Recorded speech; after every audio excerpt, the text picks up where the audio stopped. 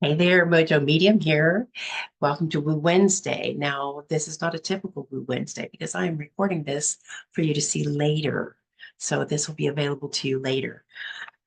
I have had, I've been doing a lot of destiny diagnostic events lately, services. It's something new that I've been doing for clients and not yet clients. And it's the destiny diagnostic, like I said. And so it's like you're taking your soul to the soul doctor. And what I do is it's just a very brief call, it's 20 minutes, um, usually run a little over.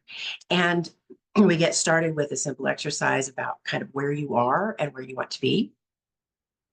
And I help you to understand uh, why you are still where you are, if that's not where you want to be, and why you're not where you want to be yet. And then I give you one or two tools to get you started going to where you want to be. So it's pretty simple. As I'm doing these, I'm also considering, oh, I like to be cutesy pootsy. So I'm considering having certain diagnoses, like you need to work on that, you've got the soul flu or, I don't know, I've got stuff written down. But anyway, I don't think that that's as nearly as important as sharing that space, holding the space with my client and with you and with bringing in your spirit guides and mine and all of our late loved ones and everyone who has our best interests at heart. And we really pull all that in and using my ability to make divine downloads. Oh, sorry, just get this out of the way real quick. My ability for divine downloads and really connecting with the divine and sharing that information with you.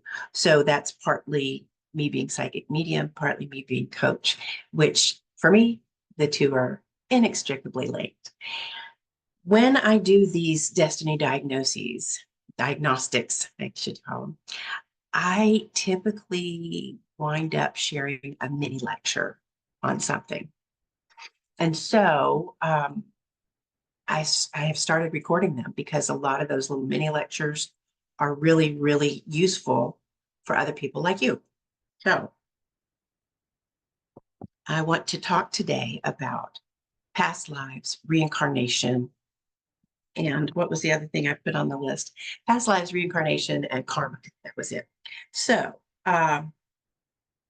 let's get started on I want to talk about karma because I feel like the word has been oh, bastardized is kind of too strong a word. It's not that. It's just it's been co-opted. Let's say that it's been co-opted, and it has come to have a somewhat negative connotation.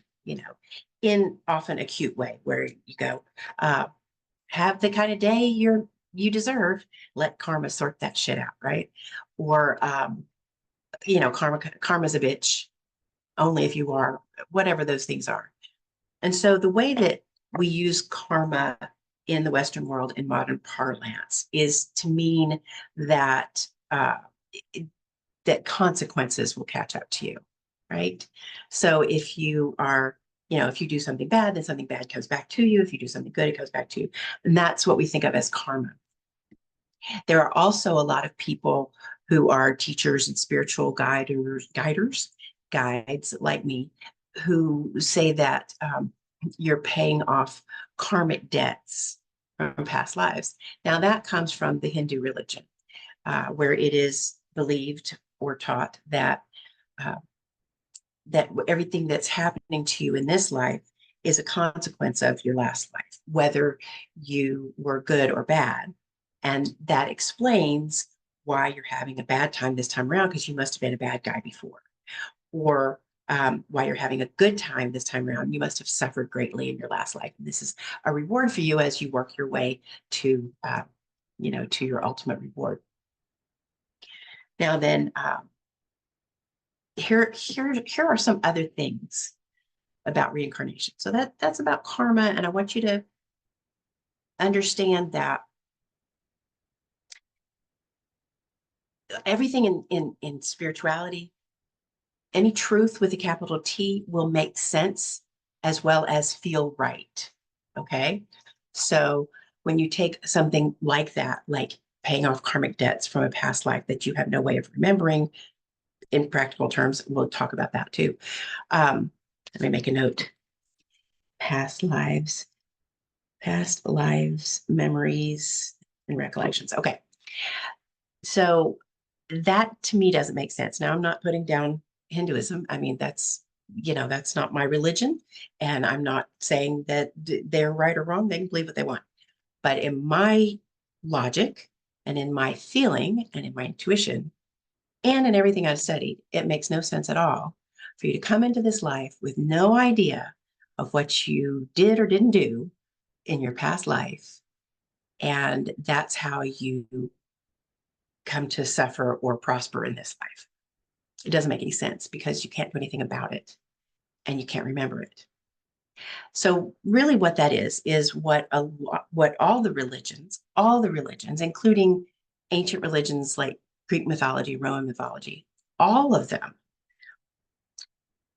people want to know why we suffer. Why is there suffering? So all of the religions address that. The gods must be crazy.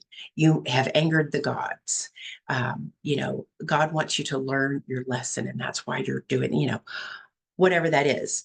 And again, makes sense. Logical. That doesn't make sense to me. I understand trying to explain why we suffer. That is probably one of the earliest questions that thinking man could think. Why is my leg broken? Why did my child die? Why did the saber-toothed tiger eat my wife? That is a question. And it's serious and it's deep, and I only have a partial answer for you. So I'll see if I can get to that. All right. So we've really discussed karma pretty thoroughly. Let's talk about reincarnation in general. So I have heard, and I have not confirmed this, perhaps you can, if you know where this apocryphal information came from, you can hit me up in the direct messages or email me, mojomedium@gmail.com, and tell me if this is true or not. But I heard a long time ago, somebody who purported to know said that in the councils at Nicaea, which were the conferences convened by Constantine in the 4th century, at the councils in Nicaea, they were assigned the task of answering a number of questions to unite the Roman Empire. So questions like, was Jesus man or God? And they also were supposed to decide which books would go into the Bible and which books would not. So these were, they took the Torah and the Old Testament, put that together, and then the books that had been written since Jesus's death. So, as you know, the Gospels and the Paul's letters and so forth. So all of that was decided at the councils at Nicaea. All right, quick little history lesson on that.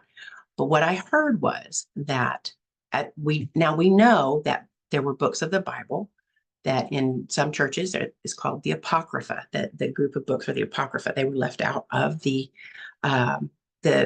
Bible, and then, about the Dead Sea Scrolls and other books. So those books were left out of the Bible. And what I heard was that references to reincarnation were also left out because religion, or more likely fear, is a great way to control the masses. I think a lot of us we can still say that this is true. Not everybody can be trusted to behave, right? And that's one of the good things about religion, is it does provide us with a moral compass.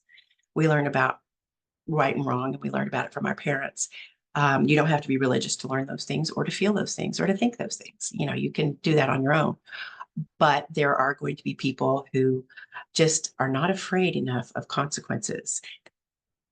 So, okay, it comes back to karma, right? You need to be afraid of the consequences of what you're doing in this life so that you'll have a better time next time. And that's also true of hell. So they take out references to reincarnation and say, if you're not good, you're going to hell. And in that way, it was a way to control the masses, to keep them being good, to keep them coming to church, keep them coming back and giving their money and their material goods and their lands and properties to the church. But I didn't say that. I'm not here to comment on that. Okay. So if that's possible, I don't know where it came from. There's also speculation on where Jesus was between age 12 and age 33. I'm sorry. Yeah, age 30. Sorry, age 30. And some people think that he went to the East and maybe he learned about reincarnation and meditation and so forth. We don't know. So if reincarnation was stricken from the Bible or was left out of it, let's just say, they didn't burn it. They just said, we're not going to include that, right? No karma involved there. So if that's the case, then reincarnation, is it real? Is it not real? I'm going to say that karma doesn't make sense to me in the religious sense, not in the terms of, actions and consequences, or cause and effect in one life. But reincarnation really makes sense. It makes sense. And with reincarnation, everything that I've downloaded, divine downloads in meditation, everything I've read about, thousands of readings, talking to dead people, pardon me, everything that I know and understand and feel and believe does support the theory of many lives. There are two books I want to recommend to you. Many Lives, Many Masters by Brian Weiss, PhD, and Journey of Souls by Michael Newton, PhD. Both of these men are psychologists, and they both regress their patients to past lives. Now, Dr. Weiss, in Many Lives, Many Masters, explored his patients' past lives with them.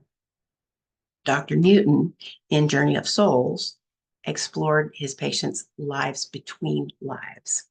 Life between lives, life in the spirit realm. What are we when we're not human? What do our souls do? What's the experience? And so both of these books support my understanding in talking to thousands of dead people and my experience, my understanding, my belief, and my sense of knowing. Okay. And so I am a modern mystic. I do have a lot of experience and knowledge and understanding, belief, and I've worked on it a lot. So this is the kind of thing that is almost immutable to me. It is almost immutable. All right. So what about remembering your past lives? Now, until very recently, I very strongly believed that the only way to remember your past lives was to get hypnotized and regressed and remember them yourself. That was the only way to make it happen consciously. Now, that's funny, consciously, because you're under hypnosis, you're in theta. Theta brainwaves. So actually, I have dreamed at least 2 of my past lives. And so I want to mention this to you because this may have happened to you. It might happen to you in the future. And that is that if you dream you are someone else, that you're not yourself, and that you're not in your own time, chances are good that that is a past life, that you are picking up a piece of it. So if you have such a dream and you wake up from that dream, or if you are remembering a dream you've had that was like that, start thinking about that and think, okay, how does that feel? Do I have any other memories of it? Because usually the 2 dreams specifically that I can remember that were my past lives, it was just a little vignette. And yet when I woke up and this happened after hypnosis as well, the other memories would come back. Maybe not the whole life, but there would be other memories and other understandings of that story. So that's one thing. Then there's past life regression hypnotherapy, right? I have found this to be really, really fascinating. If you go to a hypnotherapist for past life regression, or if you go to a psychologist like these guys who wrote the books, you will likely remember 1 or 2 of your past lives per session. I had to set my candle aside. This is my salty bitch candle from Evil Queen, shopevilqueen.com. Wish I were getting paid for that. So So getting hypnotized is a reliable way of remembering your own past lives. The hypnotherapist does not tell you anything.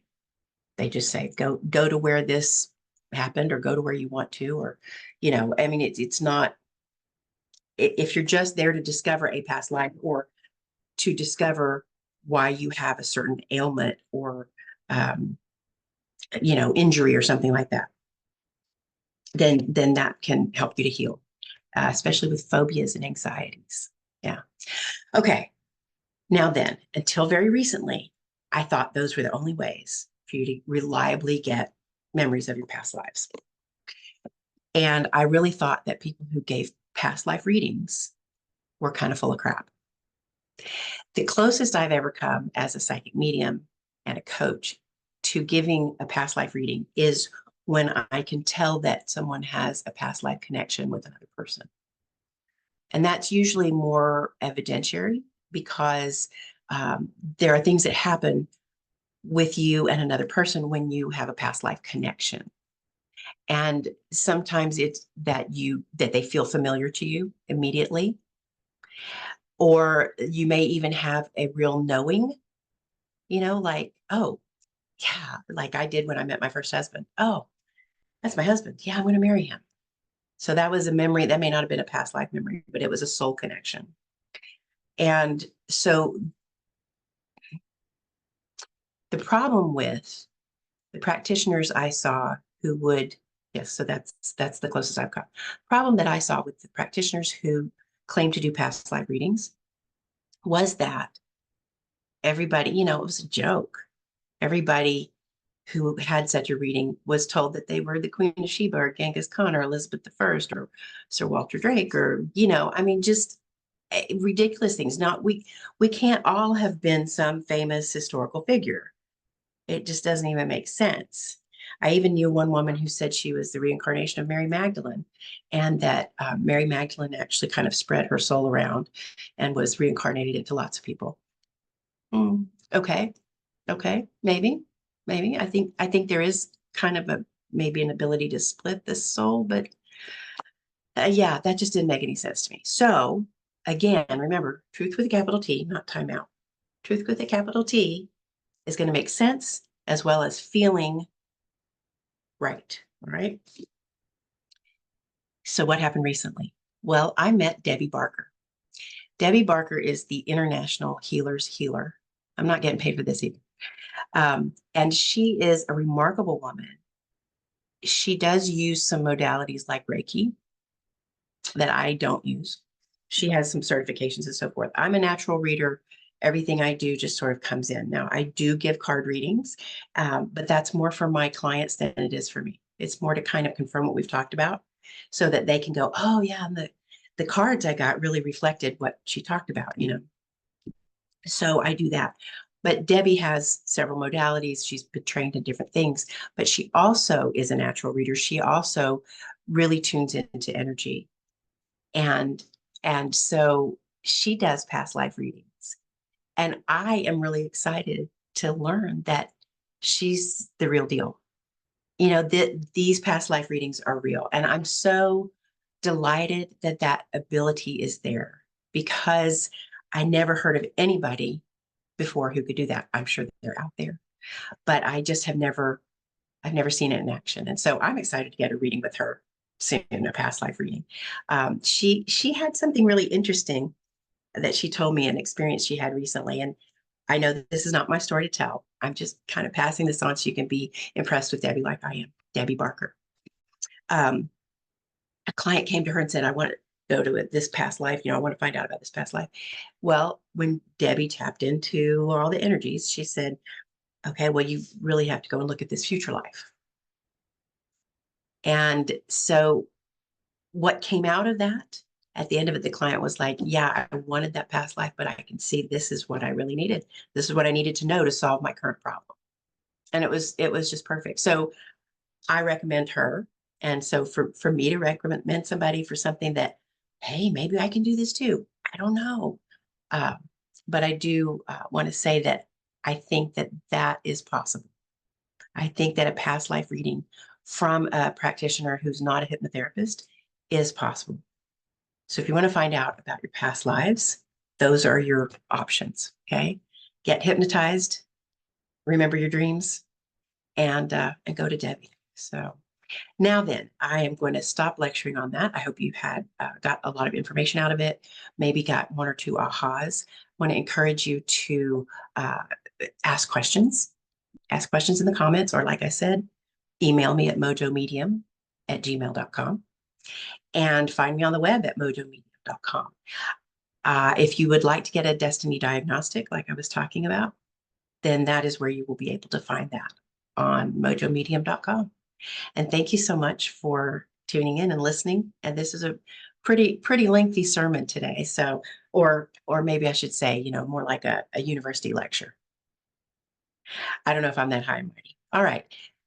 Let me know what your questions are, what your thoughts are, what your ahas were from this. And I will see you soon. Take care now.